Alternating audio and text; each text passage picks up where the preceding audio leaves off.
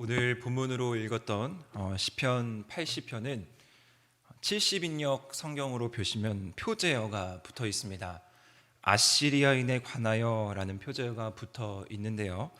이 시편의 배경이 아시리아가 북이스라엘을 정복하던 역사적 배경 속에서 오늘 본문인 시편 80편이 쓰여졌다라고 봅니다. 무엇보다 오늘 본문에서는 낭독하신 그 글에서도 잘 나타나 있듯이 시인의 탄원이 잘 나타납니다.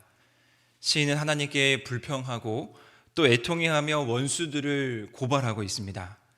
특별히 본문에서 오늘 시편 80편 본문에서 묘사되는 원수들의 모습이 어떠냐면요, 조롱과 멸시를 하고 있고 이스라엘 백성들을 비웃고 있습니다. 그 이스라엘 백성들의 원수는 바로 그들의 이웃 나라들로 나타납니다. 믿고 의지했던 이웃 나라들에게 이스라엘 백성들이 배신을 하게 되고요, 이제 이방의 땅에서 외롭게 살아가는 이스라엘 백성들의 모습 가운데 이스라엘 백성이 이 외롭게 선 이방의 땅에서 과연 할 수 있는 일이 무엇일까? 바로 하나님께서 이 상황 가운데 간절히 개입해 주시고 이 상황 가운데 함께해 주시기를 간청합니다. 우리를 회복시켜 주시고 주의 광채가 우리를 비추사 구원 얻기를 바랍니다. 모든 시련이 사실 궁극적으로 하나님으로부터 왔다라는 사실을 그 백성들도 알고 있었기 때문에 이들은 하나님과의 관계 회복을 통해서 그들의 궁극적인 회복, 그들의 궁극적인 구원을 이루기를 오늘 소망하고 있습니다. 그들의 간절한 목소리, 그들의 간절한 탄원이 하나님께 응답되기를 바라고 있죠. 오늘 본문을 읽었던 8절 말씀부터 보시면 이스라엘 백성들은 과거에 아주 영광스러웠던 그들의 모습을 회상하고 있습니다.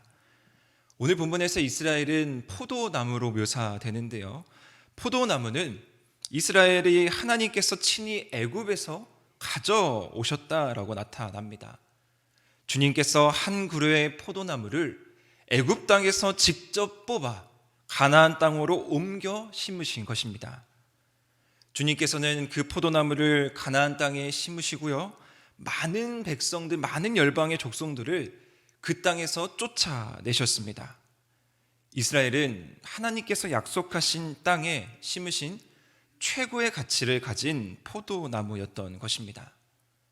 당연히 그렇기 때문에 하나님께서는 그 가운데에서 나무를 친히 심으셨기 때문에 하나님께서 보호해 주시고 하나님께서 가꿔 주시고 하나님께서 다스려 주셨던 것입니다. 그래서 그 뿌리는 깊이 내리고요, 셀 수 없는 복이 이스라엘 백성들 가운데 있었습니다. 오늘 본문은 그 사실을 아주 재밌게 묘사하고 있는데요, 그 그늘이 산들을 가리고 가지는 하나님의 백향목 같고 가지가 바닥까지 뻗고 넝쿨이 강까지 미쳤다라고 묘사되고 있습니다. 이 세상의 어떤 것과도 비교할 수 없는 아주 최고의 모습, 아주 강한 모습, 아주 형통했던 모습이 바로 이스라엘 백성들의 모습이었습니다.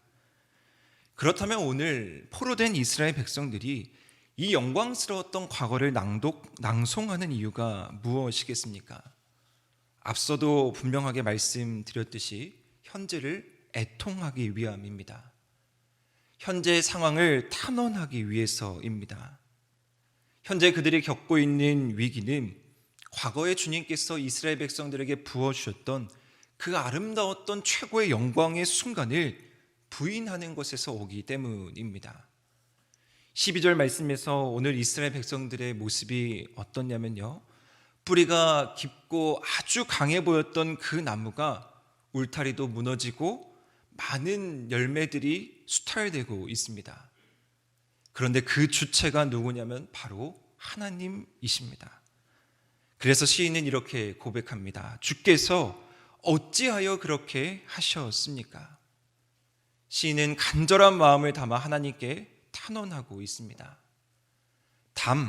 하나님의 보호가 그들 울타리가 그들 가운데 있었는데 이제 하나님의 보호가 다 사라지고 하나님께서 그들 가운데 함께하지 않기 때문에 이방인들에 의해서, 원수들에 의해서, 강대국에 의해서 그 백성들이 침략당한 것입니다. 그렇다면 여기서 이스라엘 백성들이 할 수 있는 일은 한 가지밖에 없습니다. 짓밟히고 무너지고 버려진 이 상황 가운데서 그들은 하나님이 다시 돌아오기를 간절하게 탄원하며 구해야 합니다. 그래서 오늘 본문 마지막 14절에서는 만군의 하나님이여 구하옵나니 돌아오소서, 하늘에서 굽어보시고 이 포도나무를 돌보소서라고 간절하게 고백합니다. 하나님의 통치, 하나님의 다스림, 하나님의 보호하심이 다시 한번 이스라엘 백성 가운데 일어나기를 간절히 구하고 있습니다. 이 상황을 뒤집으실 분, 이 상황을 회복시켜 주실 분은 바로 우리 하나님밖에 없다라는 고백입니다. 오늘 이 본문 말씀이 주는 교훈은 확실합니다. 이스라엘 백성들, 주의 백성들이 탄원하는 이유가 무엇이겠습니까? 바로 백성들이 탄원하는 이유는 그들에게 닥쳐온 고난, 현실적인 문제, 신음하고 있는 상황 가운데에서 탄원을 합니다. 이방의 땅을 살아갈 때, 외롭게 이 세상과 맞설 때, 무언가 문제에 직면했을 때, 무언가 어떤 일이 잘 풀리지 않았을 때, 위기의 상황에 직면했을 때 우리는 하나님께 탄원합니다. 그렇게 오늘 말씀은 분명하게 우리에게 교훈합니다. 하나님의 보호가 없으면, 하나님의 담, 하나님의 울타리가 없으면 주의 백성들은 망할 수밖에 없다. 하나님의 주권을 거부하고 하나님의 주인 되심을 인정하지 않으면 결국 원수들이 우리를 비웃고 우리는 다툼거리밖에 되지 않는다라는 것입니다. 그리고 그 원인이 다른 어떤 외부적인 요인에 있는 것이 아니라 이 모든 문제의 근원은 바로 하나님과의 관계에서 나온다라는 것을 분명히 이야기하고 있습니다. 하나님께서 이스라엘 백성들을 가나안 땅으로 옮겨주시고 최고의 상품으로 포도나무로 그들을 보호하시면서 그들에게 요구하셨던 것은 그리 어려운 일이 아니었습니다. 그저 그들은 주의 말씀에 순종하고 주님을 그저 주님으로 인정하는 삶을 살았으면 됩니다. 그런데 그들은 가나안 땅에 들어가서 최고의 가치를 누리는 그곳에서 어떻게 살아갑니까? 하나님보다 앞서고 하나님보다 자신들이 더 높아지려고 하고 결국 그들은 하나님의 말씀을 불순종하며 죄를 저지릅니다. 그래서 그들은 모든 것을 포기하려고 했던 그때 다시 한번 염치 없지만 하나님께 하나님의 보호하심, 하나님의 간절한 개입을 구하고 있는 것입니다. 사랑하는 하늘이 성도 여러분, 이방의 땅에서 의지할 곳 없는 이곳에서 우리의 머리와 우리의 권력과 우리의 힘을 믿는다면 하나님께서 이 자리에 설 곳이 없으십니다. 이방의 땅에서 우리가 할 수 있는 일은 그저 우리가 하나님을 주인으로 모시고 하나님을 따라가는 일뿐입니다. 우리의 탄원이 회복과 구원으로 열매 맺어지고 우리가 탄원의 소리를 내기보다 기쁨의 소리를 매일매일 낼 수 있는 방법이 바로 여기에 있습니다. 우리는 지금 거룩한 사순절기를 보내고 있습니다. 예수 그리스도의 십자가의 고난, 예수님이 가셨던 그 길을 동참하며 우리 삶의 자리에서 각자의 방법으로 그 길을 걷습니다.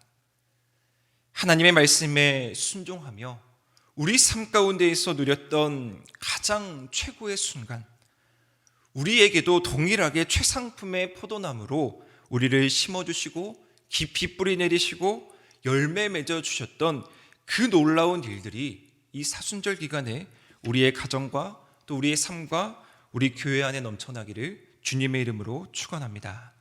우리는 오늘 이 말씀을 가지고 특별히 나라와 민족을 위해서 기도하기를 원합니다. 우리는 나라와 민족을 위해서 탐론해야 할 때입니다. 하나님의 특별한 개입이 이 땅 가운데 반드시 있어야 할 때입니다. 어느 때나 힘들고 위기의 순간은 있었습니다. 오늘날도 마찬가지입니다. 여러 가지 정치적으로나 또 경제적으로나 외부적인 환경적인 요인으로 인해서 중요하고 어려운 일들이 있지만 이것이 결코 사람의 생각과 판단의 힘으로는 옳은 길로 갈 수 없음을 분명하게 먼저 우리는 깨달아야 합니다. 하나님께서 우리나라를 위해서, 우리 민족을 위해서 세워주신 담이 있어야 하고요. 하나님께서 돌아오셔서 돌보시는 역사가 우리 가운데 먼저 있어야 합니다.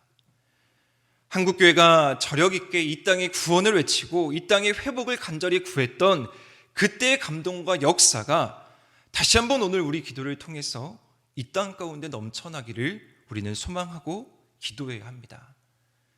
고통당하고 어려움 당하고 또한 주변에서 전쟁으로 신음하고 있는 나라들을 위해서 기도해야 하고요.